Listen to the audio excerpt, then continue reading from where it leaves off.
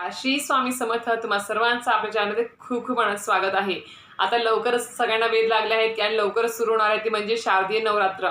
तरी शारदीय नवरात्र कधी सुरू होणार आहे, कधी संपणार आहे, त्याचबरोबर या शारदीय नवरात्र सुरू होण्या अगोदर आपल्या घरातून काय गोष्टी घराच्या बाहेर काढायच्या आहेत, त्याचबरोबर आपल्याला आणि या शारदीय नवरात्र त्या घराच्या बाहेर गोष्टी काढल्यानंतर आपल्याला कोणत्या या शुभ गोष्टी जे आपल्या नवरात्र प्रारंभ होण्या अगोदर आपल्याला घरामध्ये घेऊन यायचे आहे आणि त्याचबरोबर ह्या ज्या गोष्टी आपण घरात आणल्या तर त्याचा आपल्याला काय फायदा होणार आहे, काय फळप्राप्ती होणार आहे, त्याबद्दल संपूर्ण माहिती आजच्या व्हिडिओमध्ये भेटणार आहे। त्यामुळे नक्की व्हिडिओ पूर्ण बघा, मध्ये स्किप करू नका।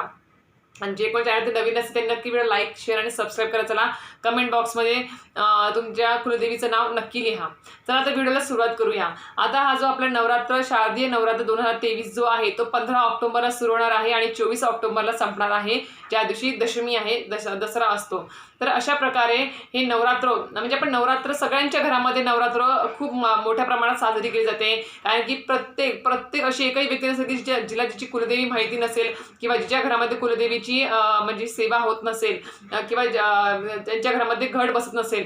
आता ज्यांच्या घरामध्ये घट बसत नाही किंवा आता समजा आपल्या गावी घट बसतो आहे आणि आपण जिथे म्हणजे कामानिमित्त शहरामध्ये राहतो आहे, तर आपल्याला जर इच्छा आहे की आपल्या घरामध्ये देवीची सेवा व्हावी, कुलदेवीची सेवा व्हावी आपल्या घरामध्ये, तर आपण घट तर बसवू शकत नाही, कारण की घट गावी बसतो आहे, सासू म्हणजे जिथे सासू सासरे राहतात त्या मुख्य घरामध्ये आपल्या सासाच्या घरामध्ये घट बसतो आहे, तर आपण तर बसवू शकत नाही।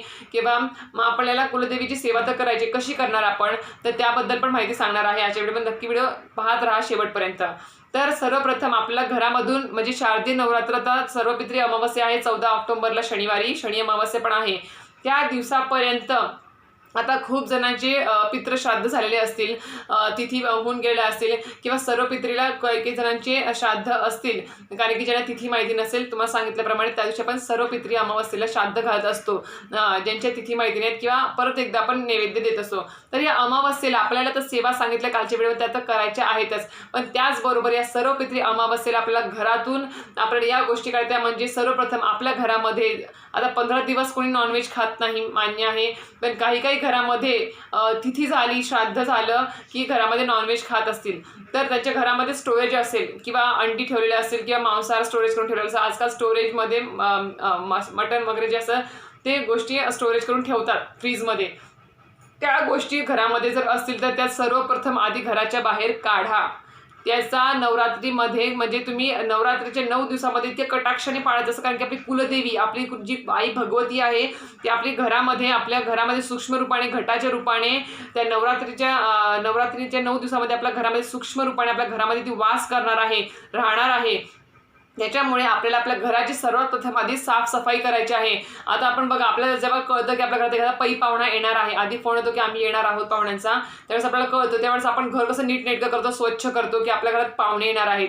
तर अशा प्रकारे या 9 दिवसामध्ये आपली आई भगवती, आई कुलदेवी, आताही तुम्हाला सगळ्यांना माहिती 3.5 शक्तिपीठांपैकी सगळ्यांची कुलदेवी आहे, तर त्यांचं तुम्हाला माहितीच आहे की म्हणजे जे काही नाव आहे ते म्हणजे आई भगवतींचे म्हणजे तुळजापूरची तुळजाभवानी असेल, माहूरची असेल, सप्तशृंगी असेल, नंतर अशा प्रकारे ज्यांच्या नंतर कोल्हापूरची महालक्ष्मी असेल, ह्या 4 शक्तिपीठांपैकी 3.5 शक्तिपीठांपैकीच आपली कुलदेवी आहे सगळ्यांची। ज्यांना कोणाला अजून कुलदेवी माहिती नाही आहे त्यांनी आपलं गोत्र माहिती असेल तर गोत्र आपल्या केंद्रामध्ये सांगा जवळच्या, आणि गोत्र सांगून तुम्हाला तुमची कुलदेवी कळून जाईल, अजूनही ज्यांना माहिती नाही आहे। त्यामुळे नक्कीच आपल्या घरामधून आधी आपल्याला घरातून साफसफाई करायची आहे। आपली पितृतिथी झाली आहेत, आपली सर्व पित्री अमावस्या ज्या दिवशी आहे त्या दिवशी आपल्याला घर स्वच्छ म्हणजे इतकं स्वच्छ चकाचक करायचं आहे, जाळे जळमटे काढून टाकायचे आहेत, घरातून नाही लागणाऱ्या वस्तू घराच्या बाहेर टाकून द्यायच्या आहेत, नुसतं कुरवाळत ठेवायचे नाहीत की नाही आज ना उद्या कामी येईल, ही मला ह्यांनी दिली होती, ही त्यांनी दिली होती, तुटून फुटून चालली आहे, क्रॅक पडला आहे, तरी पण नाही माझ्या या व्यक्तींनी, आवडत्या व्यक्तींनी दिलेली आहे, तरी पण साठवून ठेवतात, त्याचा त्रास तुम्हालाच होणार आहे। त्याच्यामुळे या सगळ्या तुटक्या फुटक्या फाटलेली तुटलेली भांडी जी आहेत, बंद पडलेली घड्याळे यंत्रे आहेत, ती सगळी घराच्या बाहेर काढून टाका। अमावस्या 1 दिवस आहे तुमच्याकडे, नाही तुम्हाला आता या 2-3 दिवसात जमत असेल, काही ते चालू केलं पण असेल त्यांची श्राद्धतिथी झाल्यानंतर, पण ज्यांनी कोणी अजून नाही केलं आहे त्यांनी सर्व पित्री अमावस्या तर नक्की घर झाडून पुसून काढा, स्वच्छ पूर्ण एकदम स्वच्छ चकाचक करा, कारण की आई भगवती आपल्या घरामध्ये येणार आहे। आणि फ्रीज फ्रीजमध्ये तुम्हाला सांगितल्याप्रमाणे जे काही मीठ मटण मसाला जे काही असेल तुमचं ते अंडी वगैरे ते स्टोरेज केलं ते सगळं घराच्या बाहेर काढून टाका. फ्रीज एकदम चक्क स्वच्छ झाला पाहिजे. घरामध्ये आपल्याला या 9 दिवसामध्ये असं नाही की फक्त 9 दिवसामध्ये आपण फक्त घटस्थापने दिवशी घट बसवला, आई भगवतीचा टाक आपण घटी ठेवला आणि दिवा लावला, 24 घंटे चालू आहे, दिवस रात्र चालू आहे बस, आणि सकाळ संध्याकाळ आरती केली, नैवेद्य दाखवला, उपवास केला. खूप जणांची 9 दिवस उपवास असतात, 9 उपवास केला. ह्या गोष्टी केल्या म्हणजे झालं आई कुलदेवी आपल्याला प्रसन्न झाली, आई भगवती आपल्याला प्रसन्न झाली असं नाही. पुन्हा तुमचा प्रश्न येतो की आम्ही ते सगळं केलं, घट बसवला, 9 दिवस आम्ही दिवा विजू नाही दिला, उपवास केला, कडक उपवास केला, सकाळ संध्याकाळ आरती केली, नैवेद्य दाखवला, सगळ्या गोष्टी केल्या, पण आम्हाला देवी पावली नाही किंवा आमची जे काही गोष्टी आहेत त्या मार्गी लागल्या नाहीत. तर तुम्हाला एकच सांगते की ह्या गोष्टींनी देवी आई प्रसन्न होणार नाही. आई तुम्हाला एकच सांगितलं आहे, मागे पण सांगितलं आहे की प्रत्येक देवता ही मंत्राधीन असते. मंत्राधीन म्हणजे काय? प्रत्येक देवीला आपल्या म्हणजे गणपती आता येऊन गेले किंवा मी त्यामध्ये पिरियडमध्ये पण तुम्हाला सांगितलं आहे गणपतीच्या पिरियडमध्ये की गणपती आणून फक्त बसवणं नाही, त्यांच्यासमोर मंत्रोच्चार पठण म्हणजे जे काही पोथी वगैरे पठण झालं पाहिजे, हवन झालं पाहिजे, आरती झाली पाहिजे, जप माळ जपली पाहिजे, तरच ती देवता प्रसन्न होते. प्रत्येक देवता ही मंत्राधीन असते. त्यामुळे प्रत्येक देवाला ज्यावेळेस आपल्या घरामध्ये पूजा मांडतो किंवा आपल्या घरात नवरात्रीचे 9 दिवस घट बसतात, त्या घटासमोर आपल्याला सेवा करायची असते. असं नाही की घट बसवला, उपवास केला, आरती केली, नैवेद्य दाखवला, एवढ्या गोष्टीने होत नाही. घर पूर्ण स्वच्छ चकाचक करायचं आहे, काना कोपरा स्वच्छ करून टाकायचा आहे, नावडत्या वस्तू ज्या काही फाटल्या तुटल्या सगळ्या क्लीन करायच्या आहे, कशामध्ये जीव गुंतवून ठेवायचा नाही, सगळ्या गोष्टी क्लीन करायच्या, ज्या लागत नाही त्या सगळ्या क्लीन करायच्या आहे. घर एकदम स्वच्छ, कारण की आपल्या घरात पाहुणा म्हणून आपली आई कुलदेवी आई भगवती येणार आहे, जिच्यामुळे आपला कुळ आहे, जिच्यामुळे आपला गोत्र म्हणजे कुळ चालू आहे, जिच्यामुळे आपण घरातलं प्रत्येक शुभ कार्य, लग्न असेल, कुठलीही गोष्ट असेल, जी आपल्या कुलदेवीला सांगितल्याशिवाय कुलदेवीला आमंत्रण दिल्याशिवाय आपण करत नाही. आणि एवढंच काय तर आपण लग्न झाल्यावरती म्हणजे संसार चालू होण्याच्या अगोदर नवरा नवरी कुलदेवी कुलदेवतांची पाया पडून येतात, त्यासाठीच त्यांचा आशीर्वाद घेऊनच संसाराला सुरुवात करत असतात. त्याच्यामुळे एवढी महत्त्वाची व्यक्ती आपल्या घरामध्ये येणार आहे 9 दिवसासाठी. त्यामुळे घर एकदम स्वच्छ चकाचक ठेवायचं आहे आपल्याला. गोमूत्र वगैरे टाकून स्वच्छ 9 दिवस कुठेही अस्वच्छ राहणार नाही. विटाळ वगैरे शिवत होणार नाही, याची पूर्णपणे काळजी घ्यायची आहे. त्याप्रमाणे आपल्या घरामध्ये ताटाला वाटी लागली नाही पाहिजे. आता घरामध्ये कोणाच्याही म्हणजे या 9 दिवसामध्ये असेल, मान्य आहे की कोणाच्या ना कोणाच्या घरामध्ये काही ना काही कारणास्तव खटके उडतात, पण या 9 दिवसामध्ये आपल्याला एवढं पाळायचं आहे, एवढे नियम पाळायचे आहेत की म्हणजे आई भगवती आपल्या घरामध्ये निद्रा म्हणजे आराम करायला येत असते 9 दिवसासाठी. त्याच्यामुळे आपण त्याच्यासमोर मंत्रोच्चार, हवन पठण सगळ्या गोष्टी करायच्या आहेतच, मंत्रोच्चार करायचा आहेतच, पण त्याचबरोबर आपल्या घरामध्ये कुठल्याही प्रकारचे भांडण होणार नाहीत, अरेला कार्य होणार नाही, नवरा बायकोचे वादविवाद होणार नाहीत, मुलं किरकिर करणार नाहीत. घरामध्ये टेप असेल, गाणे असतील, पिक्चरचे, हे सगळे बंद ठेवायचे आहेत 9 दिवस. काही करायचं नाही, त्या गोष्टी कटाक्षाने पाळा. कारण की हे बघा, आपल्या घरामध्ये एखाद्या ज्यावेळेस घरामध्ये व्यक्ती आराम करत असते किंवा स्वतः तुम्ही बघा, तेव्हा तुम्ही झोपलेले असाल, तुम्हाला एखादा अचानक कॉल आला किंवा अचानक व्यक्तीने दरवाजा वाजवला तर तुम्हाला किती त्रास होतो, तुम्ही लगेच चिडचिड करत उठता आणि काही ना काहीतरी बोलता अपशब्द.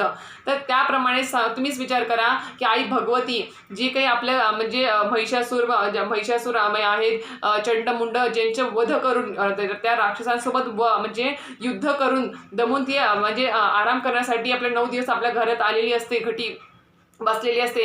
आणि तिला जर ह्या गोष्टी जर आपण तिच्यासमोर आपण भांडण तंडे केले, अरेला कार्य केलं, पिक्चरची गाणी लावली किंवा मोठमोठ्याने घरात बोललो, अशा गोष्टी जर आपण केल्या, घरामध्ये म्हणजे मांसाहार वगैरे घरामध्ये साठवून ठेवलेला आहे, घरामध्ये घाण गलिच्छ पूर्ण घर आहे, अस्वच्छ आहे, जाळजळबट्टी झालेली आहे, अशा गोष्टी जर घरामध्ये होत असतील तर ती आई भगवती राहील का तिथे?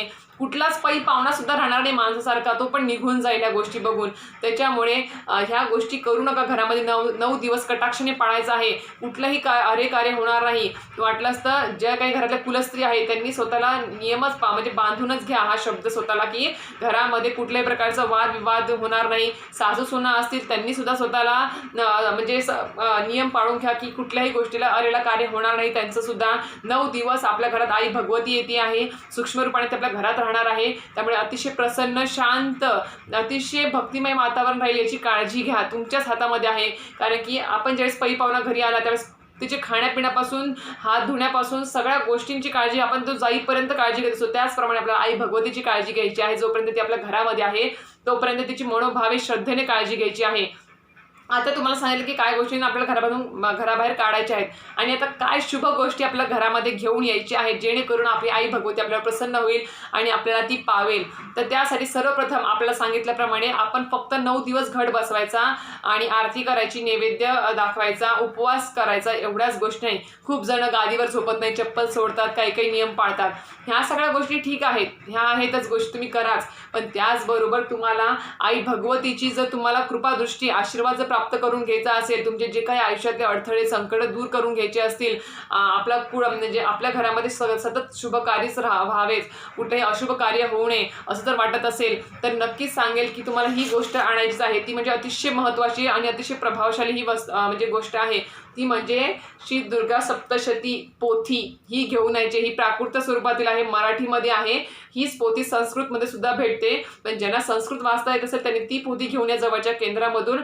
ज्यांना नाही येत त्यांनी ही पोथी नक्कीच घेऊन यायचं आहे. कुठलीही टाळाटाळ, कुठलीही एखादं गोष्ट कमी खरेदी करा दुसरी, पण ही गोष्ट नक्कीच घेऊन यायची आहे.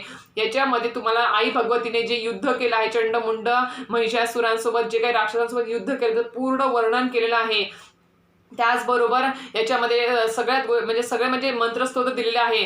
त्याचबरोबर याच्यामध्ये तुम्हाला जो आई भगवतीचा म्हणजे तुमची जी कोणतीही कुलदेवी असू दे, 3.5 शक्तिपीठापैकी तुळजापूरची किंवा माहूरची किंवा सप्तशृंगी असू दे किंवा कोल्हापूरची असू दे, त्या प्रत्येक देवीचा एकच मंत्र आहे, ज्याने त्या मंत्राने मंत्रोच्चाराने आपल्या प्रत्येक जी काही कुलदेवी आहे तुमची तिचा आपल्याला सेवा घडणार आहे. ती म्हणजे ओम ऐं ह्रीं क्लीं चामुंडाय विच्चे. याच्यामध्ये तो मंत्र दिलेला आहे. त्या मंत्राचा तुम्हाला जप करायचा आहे. जेवढं शक्य होईल जास्तीत जास्त या 9 दिवस तुम्हाला त्या मंत्राचा तुम्हाला घरातल्या प्रत्येक व्यक्तीने, लहान मुलं असेल प्रत्येक व्यक्तीने या मंत्राचा तुम्हाला उच्चार करायचाच आहे, जप करायचा आहे जास्तीत जास्त. ह्या एका मंत्रामुळे आपल्या 3.5 शक्तिपीठांची देवींची नावं याच्यात येऊन आपण त्यांना नमस्कार असावा असा आपला त्यांचा त्यातून अर्थ होतो त्या देवींना, त्या कुलदेवींना. तर हा जो ग्रंथ आहे अतिशय प्रभावशाली ग्रंथ आहे. तुम्हाला जर वाटत असेल आपल्या घरातून वर्षभर आपल्या आई कुलदेवीची सेवा घडावी तर हा ग्रंथ नक्कीच आपल्या रोजच्या नित्यसेवेमध्ये तुम्ही ऍड करा. पहिले पण सांगितलं आहे की आपली नित्यसेवा ही आई भगवतीच्या या दोन अध्याय तुम्ही रोज वाचू शकता.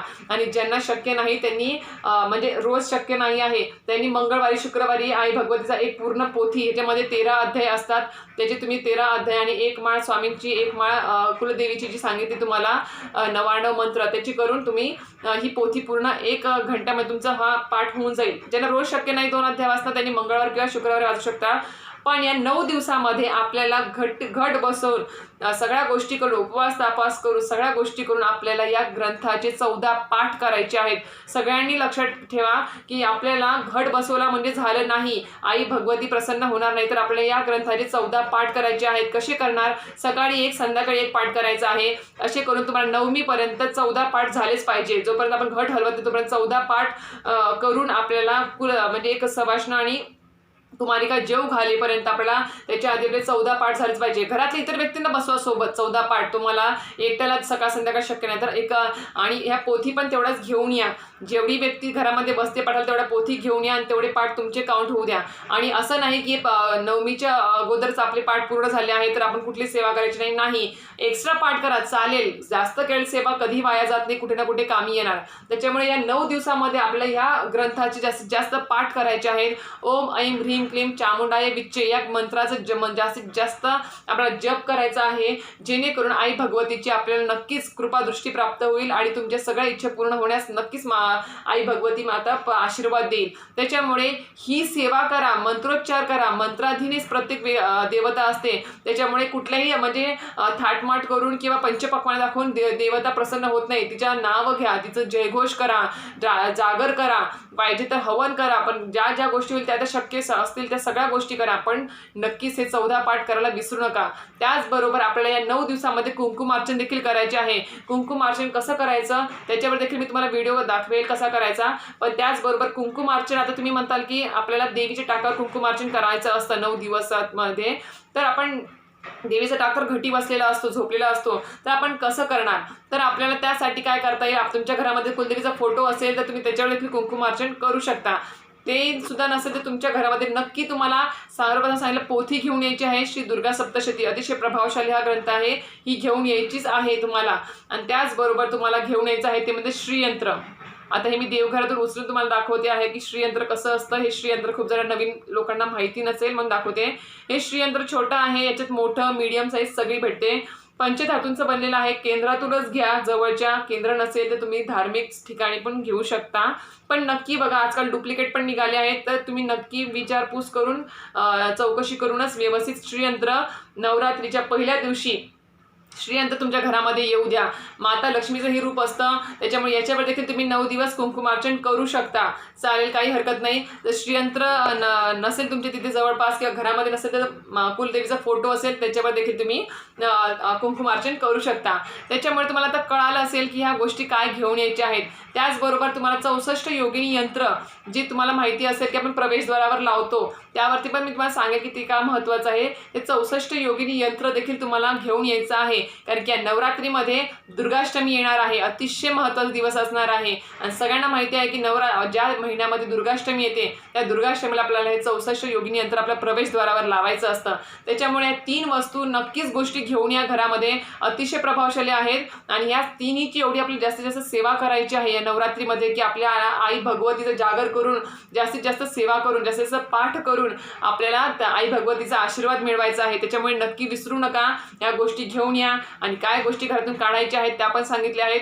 त्याच्यामुळे नक्कीच हात म्हणजे कंबर कसून घर स्वच्छ करायला चालू करा, कारण की आपल्या घरात खूप मोठा पाहुणा येणार आहे. येणार आहे ते म्हणजे आई भगवती येणार आहे 9 दिवसासाठी.